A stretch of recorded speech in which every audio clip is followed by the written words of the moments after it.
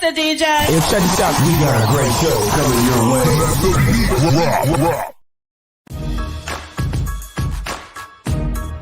From the ECSI Sports Studios, it's the Midday Market Report with Jeff Dawson.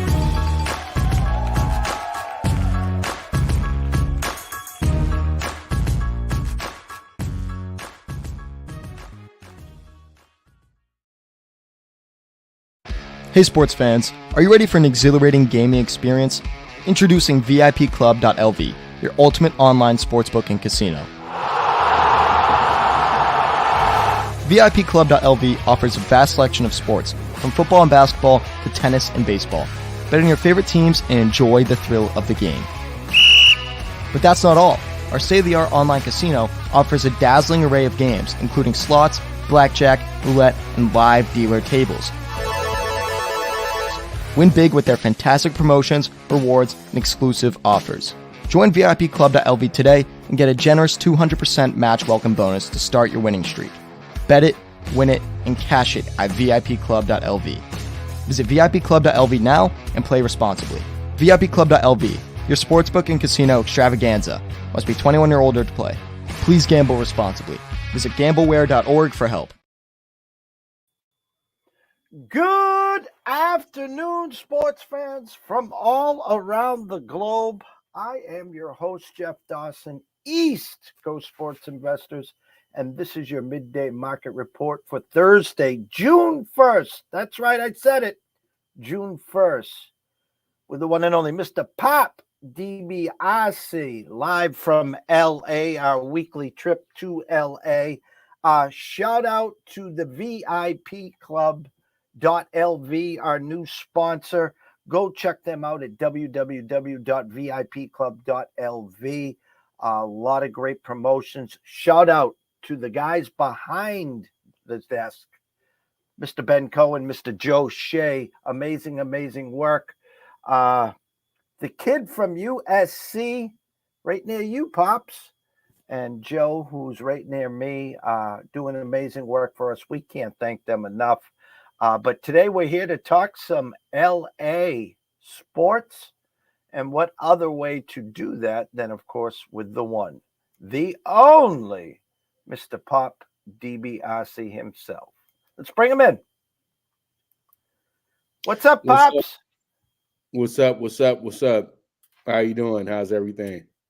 Things are okay. How about you? I'm well. You know, it's the first of the month. It's June, you know, and it's that time. It's summer. Summertime is here again, you know. Well, when you said first of the month, Bone Thugs and Harmony, it's the first of the month. Yeah, but you know, that's different. That's a welfare carol. So, you know. Oh, we got the NBA. That's how we pertain to the working people, man. We got the NBA finals. You know, we'll get to tonight's start. Thoughts on Game 7. Listen, I've been all over the airwaves. I've talked about it. I've tried to state my case very simply. The Celtics didn't learn from their mistakes last year. They put themselves in a tough hole. You could see it in the start of the Atlanta Hawks series. Chance to close them out in 5 at home. They lose. They take some 6 games, lose a couple home games to Philly, have to go 7 there. And then, of course, losing the first 3 to Miami and then winning the next 3. Yeah, you got back home. You were 7.5, 8-point favorites. You're supposed to win Game 7, which would have set you up tonight to host Joker and the Nuggets. But thoughts on Game 7, Pops? Thoughts moving forward, I guess, what you're seeing and hearing from in the LA area on the Boston Celtics. Well, you know, Laker fans are always happy when they see Boston lose. You know what I mean? So that right there was pretty much like something that they were very, very, very happy about. But, you know, Boston fans hit the back, but you got swept. You know what I mean? So, you know, It is what it is, but at the end of the day, it's a little bit more embarrassing for Boston because you're the 2 seed. Lakers were a 7 seed. They really weren't supposed to even be there in the first place. Were the Lakers even supposed to be in the playoffs when they were 2-10? Everybody said they were a lottery team, so it's different. But Boston had real expectations. Let's get to the point at hand that you're asking me about. Boston had real expectations, and if I'm in Boston, and I'm one of the few Laker fans that does not hate Boston. I don't hate Boston because I love basketball traditions, and I look at Boston like an old rival, but we're kind of the same person at the same time too. It's just you're East, we're West, and pretty much we're the landlords of the NBA. And you run your side of town, we run our side of town, and when we hook up, it's holy war. It's that simple. But the moment that they said Nuggets Heat would be a bad finals, it seemed like that was like the counter point to what everybody was expecting. They threw that out there early because they knew it was a big possibility of happening. The Miami Heat did not roll into this playoff as an 8th seed. They rolled into this playoff as the Southeast champions. Let's keep it real. Let's just keep it real, Jeff. They won a division. Winning a division is not easy at all. Let's stop playing games.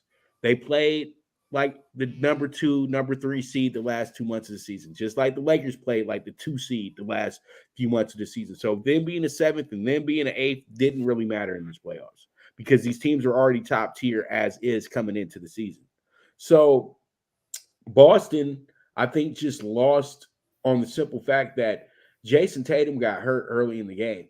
And Jason Tatum just did not say to himself, you know what? Let me go ahead and sit out this real quick and let these guys go ahead and do what they got to do.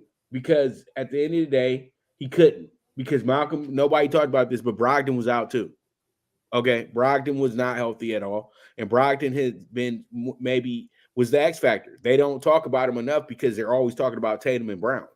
So there were a lot of elements that held Boston up in that game. They were really kind of handicapped early on in the game, and they couldn't make the adjustment. But Jeff, you have a great point. You guys have a great team that knows how to overcome things, and they just couldn't overcome what the Heat had. But the Heat came out on a mission, period, point blank. They wanted to, they loved playing the underdog role, and that was the master underdog role right there too. Because everybody who knows me knows that I'm not one of those guys that chase favorites. But everything pointed to a Boston massacre. Everything pointed to a 30-point Boston win. Because when you lose the way the Miami Heat lost game 6, you're dejected going into the next game. You did everything possible to win that game, and you couldn't win that game. And then what happens? Boston goes in there and lays the biggest egg you'll ever see a team lay ever.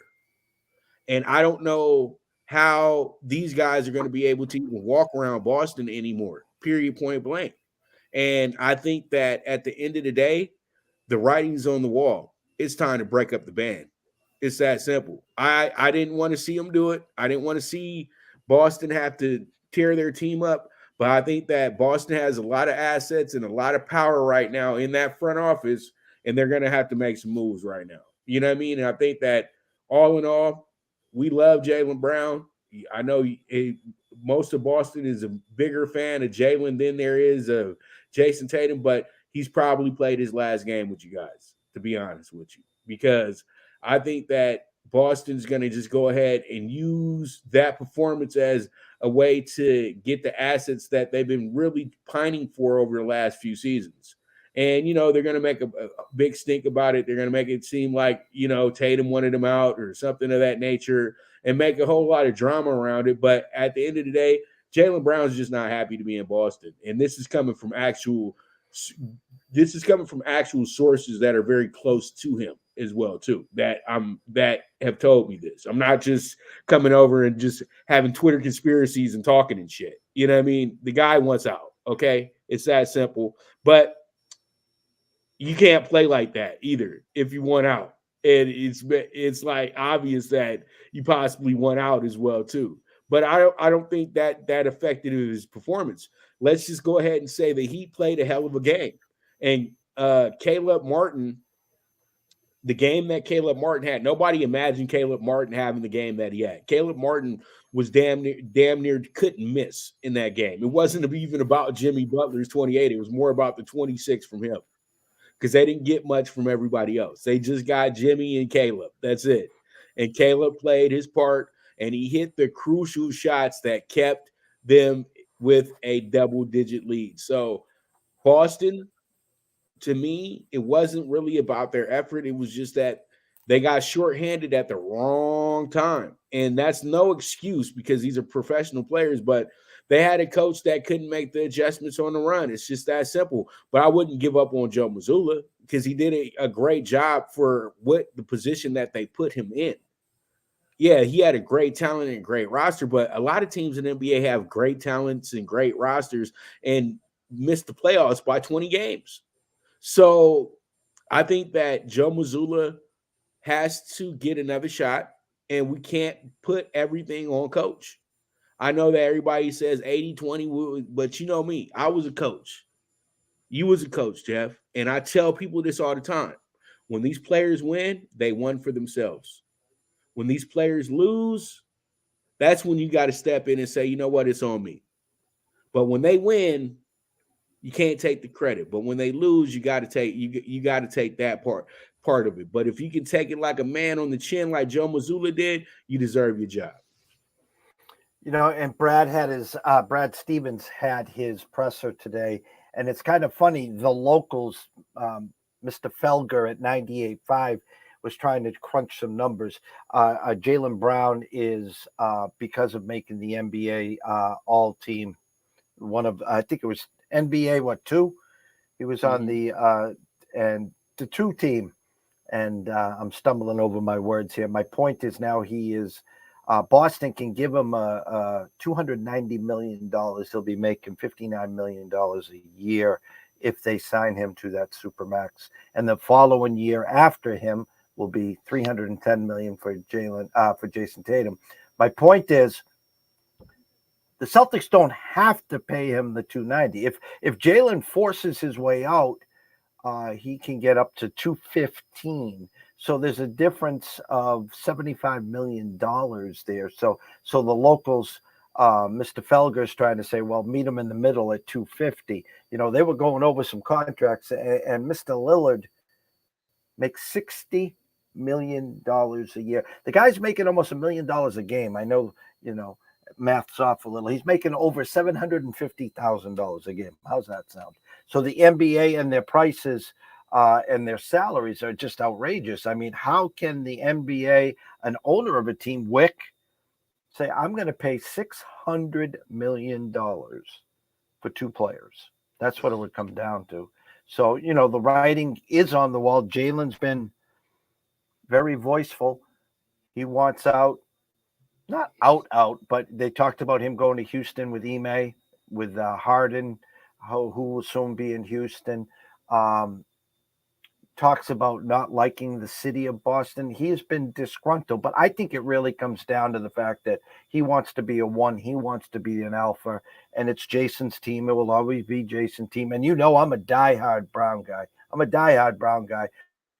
When they needed him most, unfortunately, he had a bad game. And I think he had the most turnovers in a game 7 in the history. That's what they were trying to paint. So, you know, it just was a bad game. But he took it. He took it on the chin. He says, it was my fault. They needed me. You know, if it wasn't for Derek White, they would have lost by 30. And but that's for another show here. Let's go on briefly to the NBA Finals. You got a Denver team that's almost 4-1 to win this. Miami, you can get plus 320. You got the Joker minus 330, 340, 350 to win the MVP. That's all I'm hearing is Denver in 5, Denver in 6, Denver sweep. What's your thoughts on the NBA Finals? I think that we need to stop just handing teams series. Let's watch this game by game situation and really enjoy a great NBA final. I think that this is one of the best playoffs that we've had in years, to be honest with you. It's had great ratings as well, too, all across the board.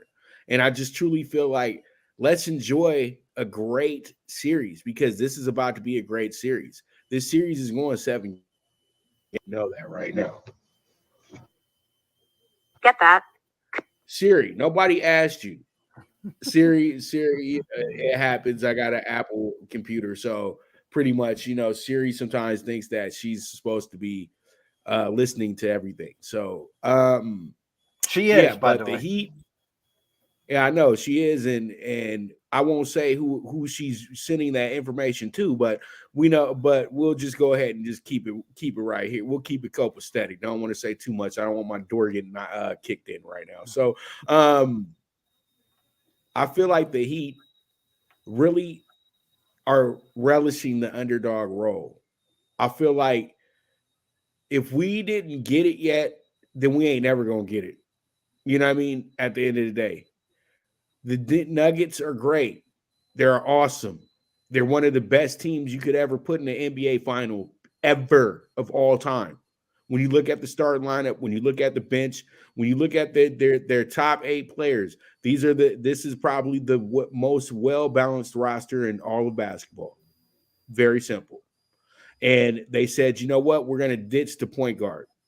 We're not going to let the point guard destroy our team because that's what the biggest thing was with the Nuggets. They always had a point guard that was pounding the rock way too hard. Now they got a loose situation where they've went back to the basics of basketball to where the center is the center of attention, where the center is the epicenter, the actual end-all be-all of the team, the true anchor. And this is an old school mentality in a new school game. So a lot of people are excited about that because the Nuggets remind them of that old thing. They remind them of the good old days. And, they just remind them of a team that really is about team. And this goes back to my point about teams win for each other. And the Nuggets are a perfect example of that. Straight up. Now, the Heat have the advantage because they have the better coach.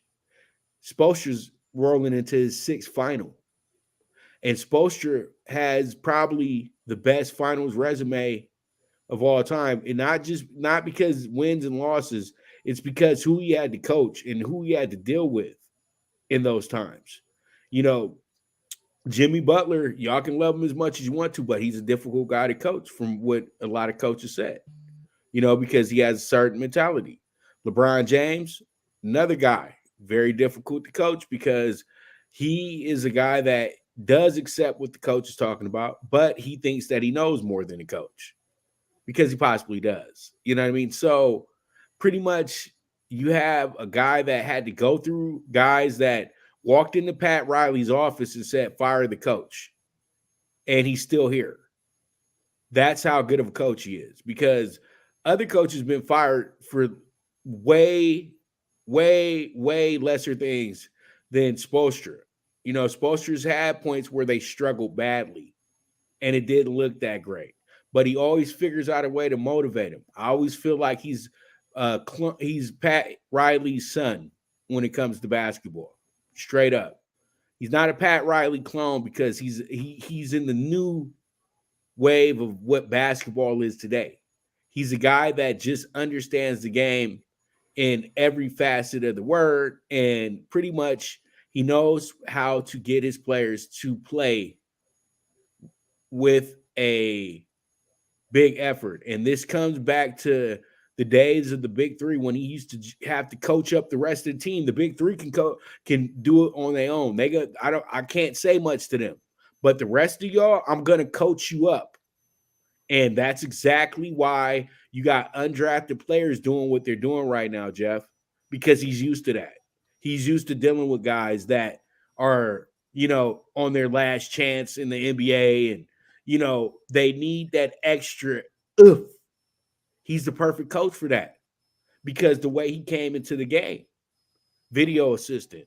So you got to go up and see the 12th man put up shots, and you got to go in there and tell a guy possibly he's getting cut. You know what I mean? You have to let these guys, you had to really deal with the grittiest part of the team. And you came from the bottom. So it looks really good. That's the school of Al Davis right there, where you understand every trinket, every inklet there is for a basketball team. The only place Eric Spoelstra is going after he coaches the Heat is to the front office. It's that simple. We know that, because he has the mind of a front office guy as well too.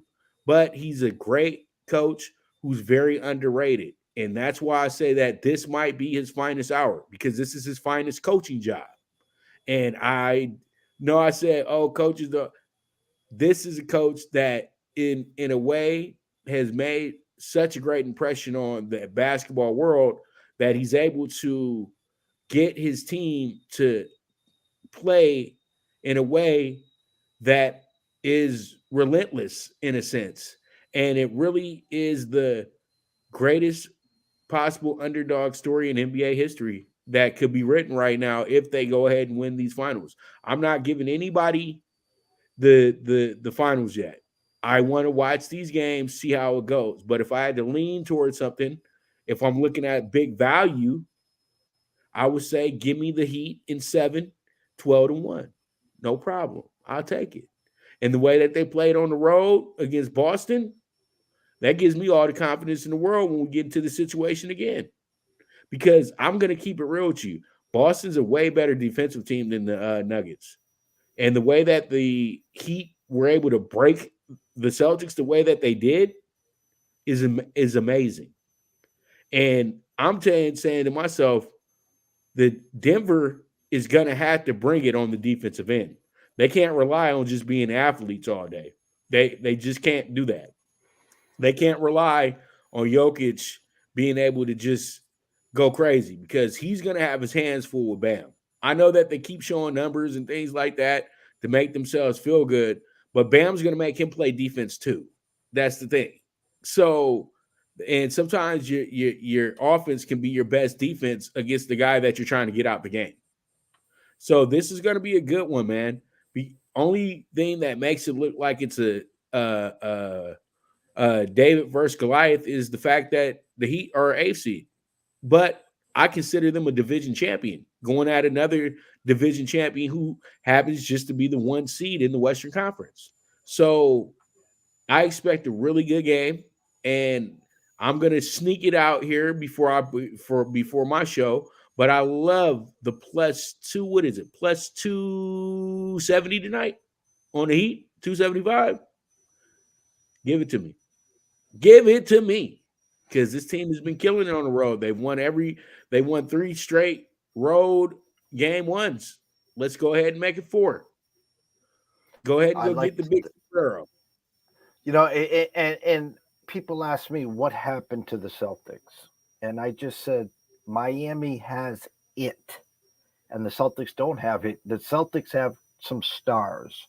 I get that part. But what do you mean by it? And then basically the way it's described is it's called Heat culture. In other words, it starts at the top with Pat Riley, and then it's to Spoelstra, and then it goes to Butler. As you said, 9 undrafted players. Think about that for a second. Think about the team that they're wheeling out there. It's a shell of last year's team that took the Celtics to 7 in the Eastern Conference Finals, and yet here they are in the finals. And again, it starts at the top with Pat. You and I know all about Pat and the Celtics versus the Lakers back in the heyday, and then Spoelstra, who probably after this year, I know it's always been Pops is the best coach in the NBA, and then you sprinkle in your others, but I think Spoelstra after this year's performance, probably stamping his, thumbprint on as the best coach in the NBA currently as we speak. So will be interesting for sure, my brother. Let's go before I go into Love You Blue and your Dodgers that I again, they're just, I don't know. You guys just keep wheeling in more and more and more. I saw something that just popped my eyes wide open. Opening week, Seattle hosting the Rams, and the Seattle Seahawks with Geno, with Coach Carroll, with Mr. Walker in the backfield, their new shining wide receiver. 6-point favorites over the Rams. Now, I think the Rams are going to have a nice bounce back year. I do. Hopefully Cup's healthy, figure out the backfield. Defensively should be okay. What the hell? What's the vibe in LA on the Rams right now, Coach?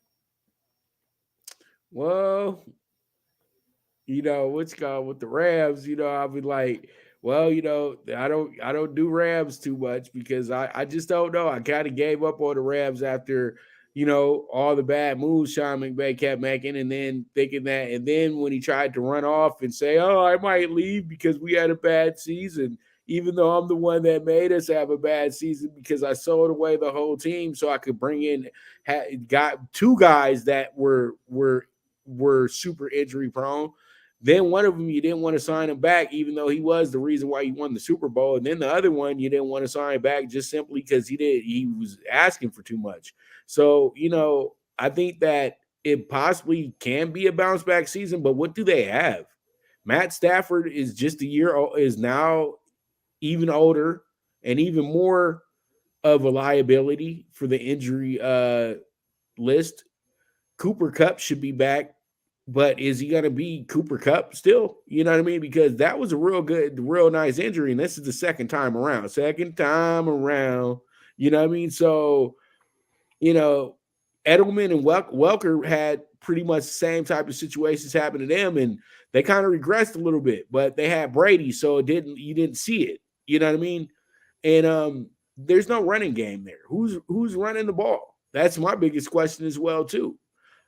Defense is kind of depleted in a sense. You got Aaron Donald, but how is Aaron Donald still like? I know he's one of the top defensive tackles, if not the premier defensive tackle in the game.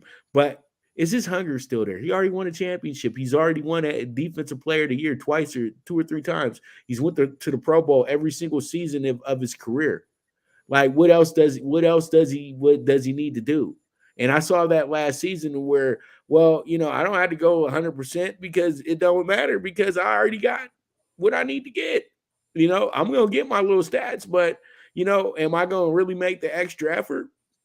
Because he's thinking more about retirement than anything. You know what I mean? Every year now, it seems like every game they talk about, well, maybe if he comes back next season. And I'm like, damn, Aaron Donald, he ain't even been in the league that long, even though he has been in the league almost 10 years. But still, you know what I mean? This is a situation to me where the Rams did everything possible to make sure that they had a team intact that would play in that Super Bowl at SoFi Stadium. Okay.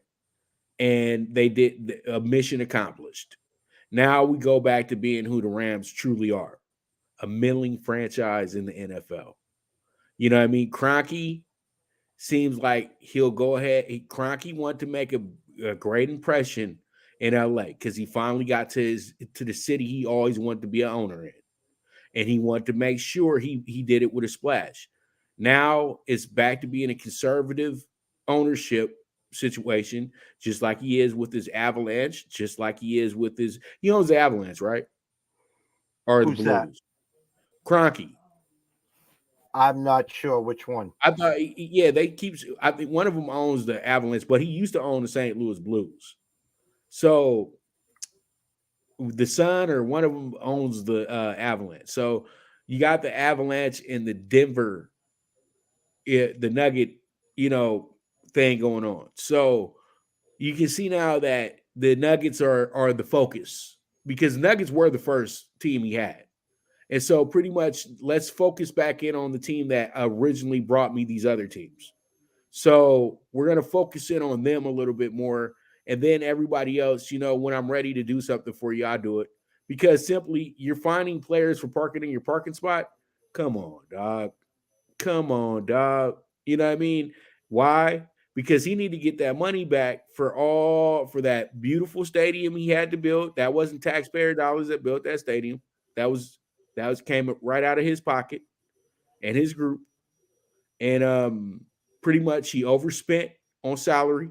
That means that you got to pay a penalty.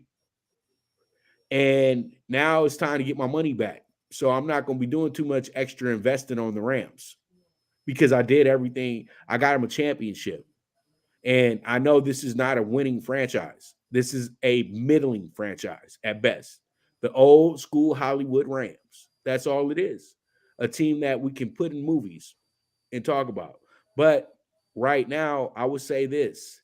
The team that you have to pay attention to from the SoFi game, from the SoFi committee or whatever, you know what I mean? The team that is the team is going to be the Chargers. The Chargers got everything. They got everything but a good owner. And that's pretty much where you get your, oh, I don't know about the Chargers. But the Chargers check every box. And I know they're hungry for a Super Bowl after seeing the Rams get one in that house and knowing that they've actually probably played the better football in SoFi over the last few years as well, too. Even though the Rams went to the Super Bowl, went to the playoffs, all that good stuff, I would say that when it comes down to teams handling their business in there all the time, it's the Chargers have done that. But they just got one thing missing, and that is a real sufficient fan base. So that's why we're not bringing them up. The Rams have somewhat of a fan base here in Los Angeles. I'll give them that because there are people that are from the good old days of the watermelon heads out in Anaheim. So they have a lot of faith in what the Rams are doing. But I just don't see. I think that it was right on the money. What the spread was 6.5. But I don't think Seattle was even. I think Seattle's good, but Seattle's not the Seattle that we were used to with Russell Wilson. They're not that team. They're a team that can have moments of bad slippage, and they could be a team that you're gung ho on that loses by 30 points in a game. That's what type of team Seattle is. They're not very trusty. So if I was to get into that game, and the way I'm looking at it today, before preseason, everything like that, that looks like a Rams cover to me because that game looks like it finishes up with a final field goal, to be honest with you. Because games with Seattle and the Rams are always close. So them throwing that spread out there, that's just so they can make sure they make sure that they can have equal betting. That's it. You know what I mean? 6.5, that will drop down to 4.5 by the time we get to kickoff. I promise you that. Yeah, when I was putting my lines together, that's why I brought the game up. I was like, I had 3.5, 4, somewhere in there, 4.5 tops. Listen, we know there's some Geno regression coming. We just don't know when it is. And again, they aced the draft. I'm not taking anything away from Seattle. I'm not. But, in the NFL, there's 4 teams that made the playoffs last year that won't be in the playoffs this year. And there's 4 teams that didn't make the playoffs that will be back and in the playoffs. So that's how Right. the NFL works there. So love you, Blue. Dodgers. I know it's just another, going through the motions. It's June 1st. And Right. give me your Dodger report. Okay, the Dodgers, Bobby Miller, next great arm with the Dodgers. I won't say he's Kershaw or anybody or Walker Buehler yet, but he's a good, confident player, and he seems to be able to he seems to have made the adjustment very well. And I think that we got some good things with him moving forward. Gavin Stone, it showed some great potential, but he's not quite ready for the MLB yet because he got a little dinged up in his first 3 starts. Had to send him back to AAA real quick. Brought back Vezia, but that's because really you needed Gavin Stone because you needed the extra arms up. I think the Dodgers kind of understood that they weren't ready to have him be, a part of that starting rotation as well.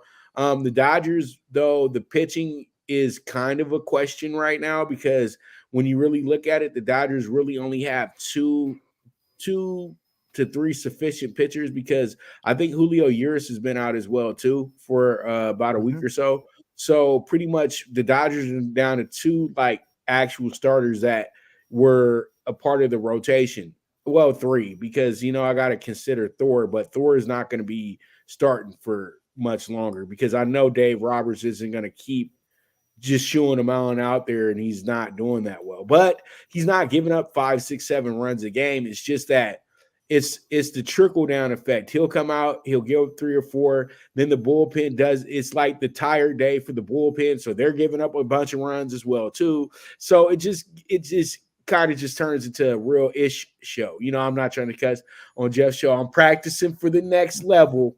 You gotta learn how not to cuss on these things, man. Because that's the one thing I can't stand, Jeff. I watch one of these podcasts, one of these shows that aren't filtered, where you can say what you want to say. Dude, you didn't have to cuss the whole 10 minutes. Like you said 7,500 cuss words and then you never got to your point. You just dude, get to the dude, what's the point? Cussing like a sailor for no reason. But the Dodgers really have just going through the motions. And I think that they're possibly going to go get a starting pitcher for the trade deadline as well, too.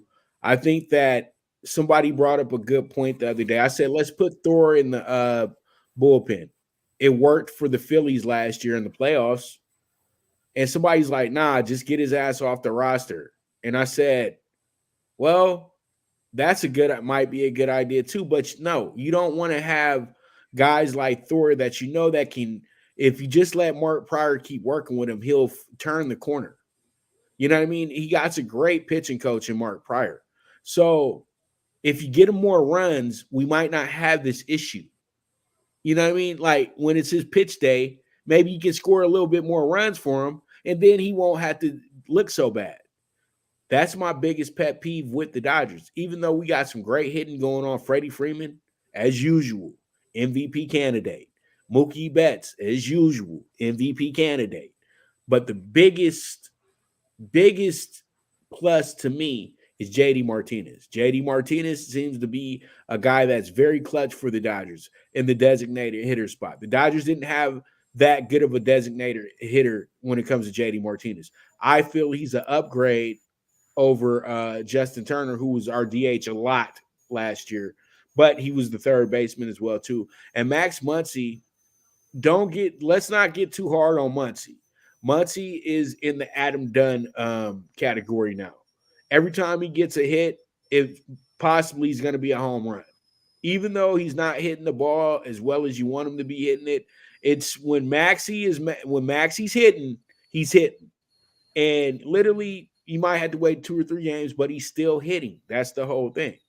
He's still hitting. So it works out to be a very, very good situation in all for the Dodgers moving forward. But they need more pitching. They need sufficient pitching. But the Dodgers might be able to just go down to the farm and find somebody too.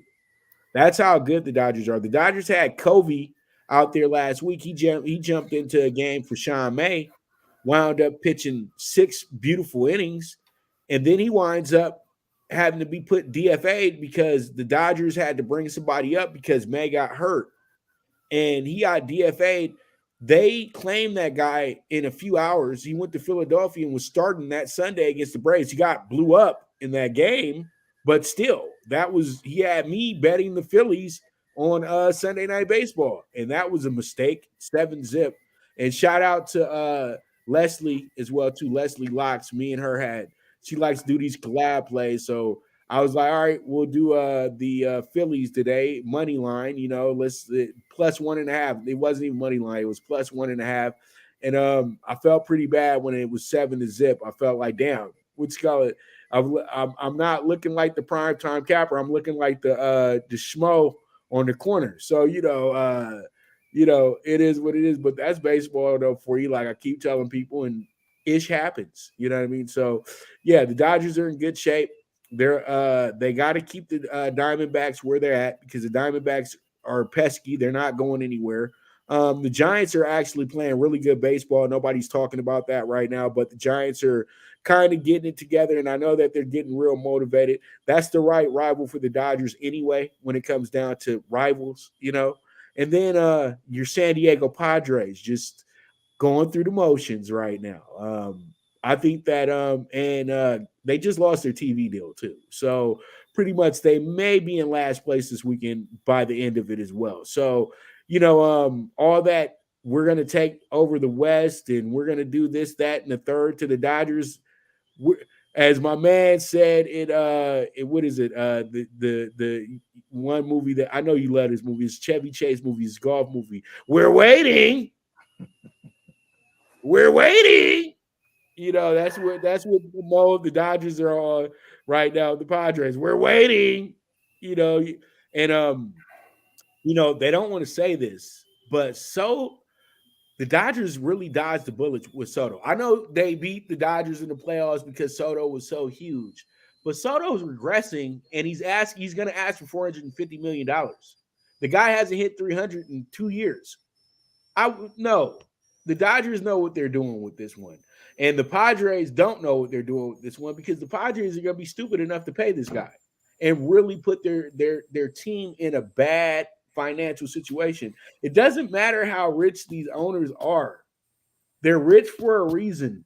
They're not going to destroy a whole fortune to win one damn World Series. So the owner's going to have to make some smart decisions. He's already did the Richie Rich stuff, Jeff. Now he's going to have to make some hard decisions. You're going to have to get rid of that Tatis contract. You definitely got to get rid of that Tatis contract. You're probably going to have to get rid of the Blake Snell contract as well, too. You know what I mean? So how you going to do this, champ? How you going to do this? But the Dodgers, they're looking great. They got a bunch of assets that they can move. Dodgers can just be like, pick one. Dodgers, you call the Dodgers with a guy, oh, we want to rebuild. We want to figure out how we can rebuild. I got 5 minor leaguers you can choose from. They can all be starters next season. That's when you got a great franchise. See, that's why you love baseball, because baseball is not about the guys that are really out there on the field. Baseball is about the future, right, Jeff? So pretty much you might have a guy down at the farm. You're never going to be able to do anything with him for the next 6 years, but he's your top guy. So you're going to have to send him down the road to get somebody to help you win a World Series. I think basketball needs to get with this mentality. I truly do. Football as well, too. Baseball has mastered sports. And I think that now, instead of us having the XFL and the USFL, just go get a minor league, dude. And then you can have call-ups. You can have all that going on. JV and the varsity. You know what I mean? And baseball has pretty much perfected that team sense. You know what I mean? So, it is what it is. I know I'm going a little bit over, but the Dodgers are in great shape, and we'll see how it goes. Number 1 record in the National League after 2 months. And they were a below 500 team, too. I want to give a shout out to the man behind the glass today, Joe Shea, who has done some amazing work for us just in his first couple days. Is he the one putting up his hand saying, hurry up? No, that's getting close, though. Shout out to our new sponsor, VIPclub.lv. If you're looking for instant deposits, instant withdrawals, deposit bonus, live wagering, prop builders, over 400 casino games, live customer service support help. Take a look at www.vipclub.lv. Pops, where can they find you, my brother? They can find me at the Twitter at Pop DiBiase. You can put in Primetime Capper, and it should be there as well, too. You guys can watch all my shows, videos, all that good stuff on my YouTube channel, Prime Wave Media, with this on the Twitter as well, too. But you can watch all of them in replay on the YouTube channel. Also, you guys can watch my exclusive interviews and all that good stuff with a whole bunch of people like, I don't know, like Marshall Falk, just, I don't want to just get into just naming people, but, it's like that, you know what I mean? So you guys can check that out at Fanatics View, you know what I mean? So, also, if you guys got the Instagram, you can follow me at DiBiaseWave_ as well. And you guys can find me there. And if you are, I'm not trying to step on no toes. I know that Jeff has the ECSI. We've never been rivals, even though we kind of have similar names. But, for everybody that Jeff can't take on everybody. I can't take on everybody. But if you do choose up, you guys can come see me over at the Primetime Sports Investors and become an exclusive client. I do have the one flat fee for the whole year. So you guys can come on and set up on up.